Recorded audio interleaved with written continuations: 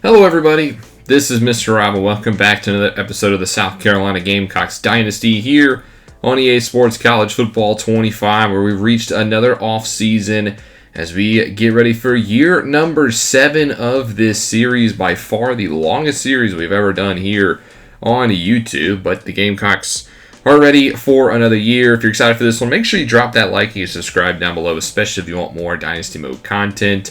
As we get ready for year number 7, I want to briefly talk about EA Sports College Football 26, which should be coming out in the next couple of months. If you did not watch our Let's Talk video, I would recommend doing so.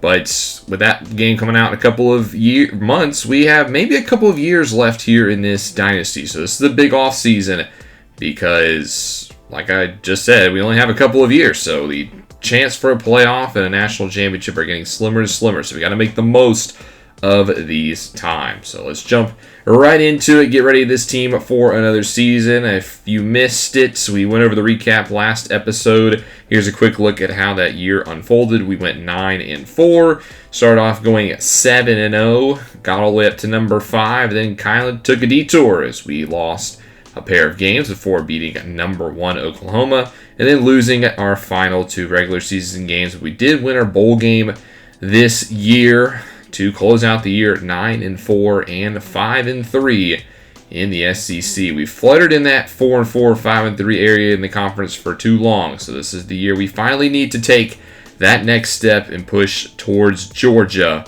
and get to the SEC championship game and potentially a playoff berth. Here's a look at what we've done so far in this series. You know, we've never finished worse than 7-6, and we're 4-1 in bowl games. But like I just mentioned, it's time to go a little bit further. Here's a look at what the roster looks like going into the offseason. The big question is Wade Mahon, who's been a backbone of this offense. He is eligible to go to the NFL, so we'll see if he does just that. On top of that, we are losing a lot of skill position players, specifically at wide receiver and tight end, that we're going to have to replace. So let's not waste any more time. Let's officially get into the offseason, and we'll start with the players leaving. And right off the rip, the top player leaving is Wade Mahon. He's going to go pro. The juniors decided to take his talents to the NFL, which means we're going to replace our best offensive weapon. Now, I do have a house rule where we cannot persuade players to stay, so Wade Mahon is going to go to the NFL draft. That is a huge loss for the offense, as we're also losing halfback number 2 in Monty Sewell to graduation. Jamie Johns also graduates at right tackle, and Sonny Gallen at safety is officially going to the NFL. Losing a couple of backups as well. Telvin Byer was probably the first quarterback we recruited in this series, so it's crazy that some of these guys are leaving. Sean Hager back at defensive tackle, as well as Josh McDaniel, who had a couple of snaps. Otis McNitt, the starting tight end, is going to be leaving. His hands were a little questionable, but we're going to have to replace another starter because backup tight end Brian Kennedy is also going pro, as well as quarterback Matt Cockrell. Malik Asante, corner number 2, is going to graduate, and our secondary was already a little weak this year. Amari Allgaier had a good senior campaign. We wish him good luck, and Danny Kaufman, the other starting safety, will also be heading to the graduation. Stephen Colombo, our starting center, also graduates, as well as Colby Boyette, the first ever 5-star recruit we hit in this series. It's crazy these guys are going. Nick Spitzer graduates. He was a reserve safety. Isaac Judge, a rotational defensive tackle. And we see Stoke, who never reached the field. He was a backup lineman his whole career, as well as Kawhi Alabi and Tavon Seiler. Carl Saban's also going to be going pro. He's a senior. He's projected to go in the 7th round. We'll miss his talents, as well as Ted Martino. So 3 wide receivers all graduating this year, as well as Davion Merriman, our starting left guard. Here are the final draft results. Wade Mahon does go in the 2nd round, and Carl Saban actually goes in the 6th. So now it's time to start replacing all of these players, as here's a look at what we got so far. We don't have anybody on our board. We've actually gotten all the guys that we've recruited thus far, and we are number 11 in the recruiting cycle. But now it's time to hit the transfer portal. If you remember last year, we didn't get a single transfer to the school. Well, that's going to change this year. We have some 4-stars interested. We'll go through those guys first. Starting off with defensive tackle Dante Theis from North Carolina. He could help on the defensive line. Nick Gossett, we need to replace Wade Mahon and Monty Sewell now. Well, let's try to get Nick Gossett from Wake Forest.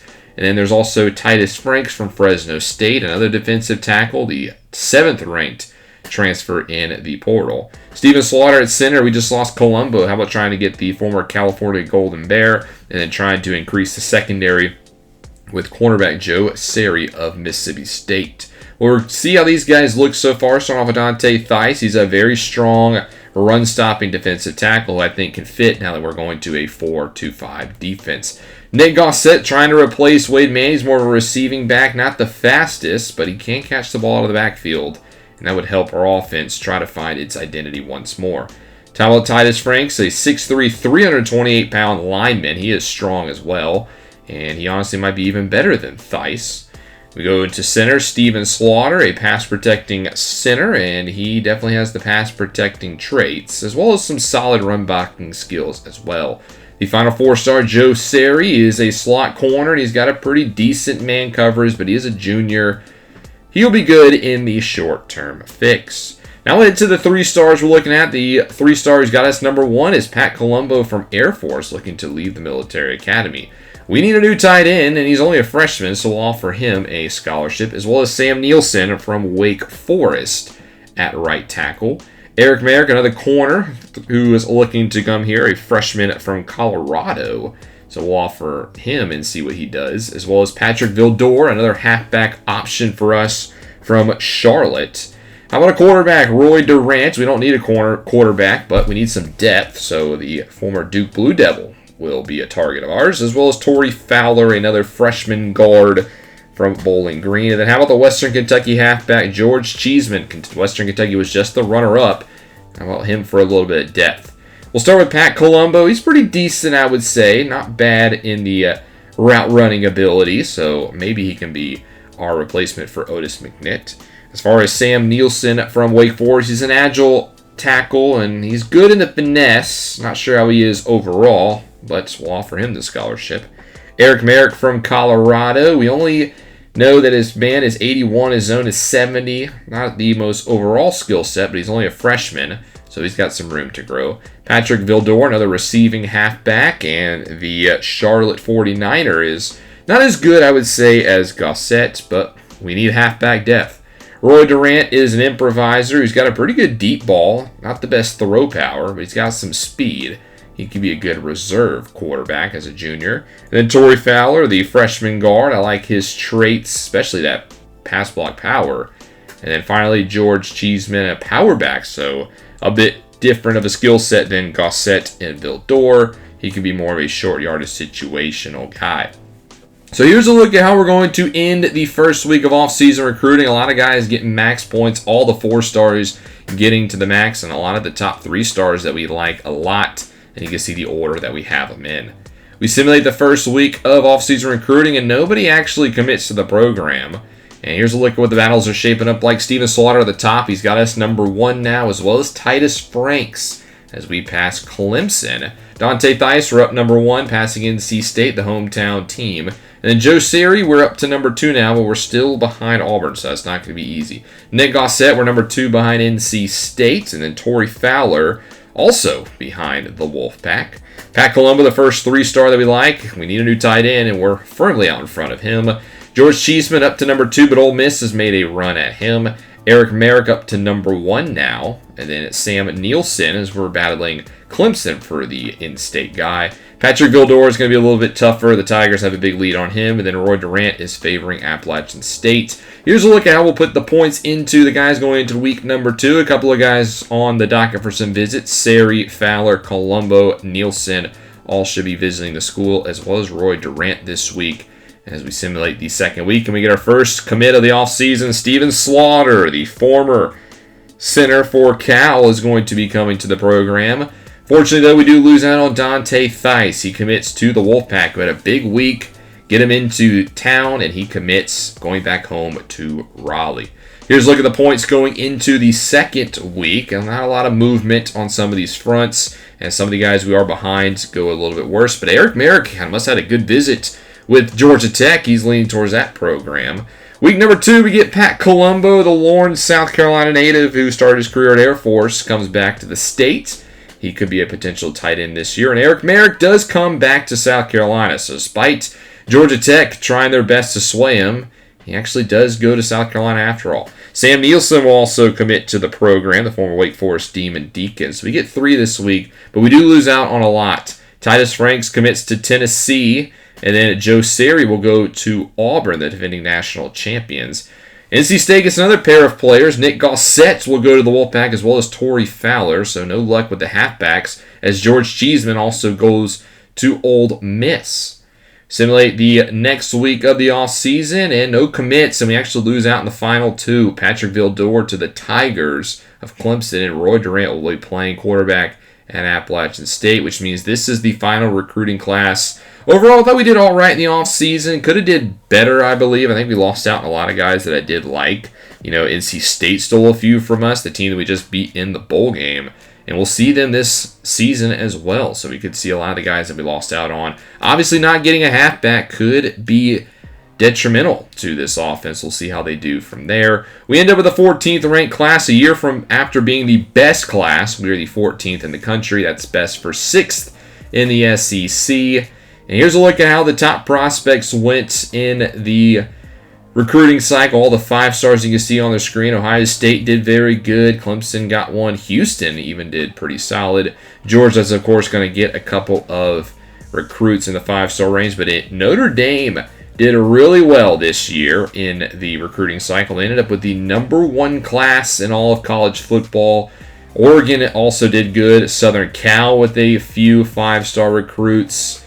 And it's going to be a tough year for the South Carolina Gamecocks, as a lot of these guys did go to the SEC. But here's a look at how the top 25 unfolded. Notre Dame, Georgia, Oregon, Penn State, USC are your top 5. Miami's obviously going to be up there at number 6. Tennessee, Kentucky at number 8. That's a little surprising. Ohio State 9. Arkansas continuing their momentum as a football program. They make the top 10. Michigan, NC State ahead of us. Texas at 13. Alabama up to 15 as they look to rebuild their program. Washington, the defending champion, Auburn at 17. LSU, Clemson at 19. Iowa, Oklahoma, Texas Tech, Nebraska, Utah, and Florida round out the top 25.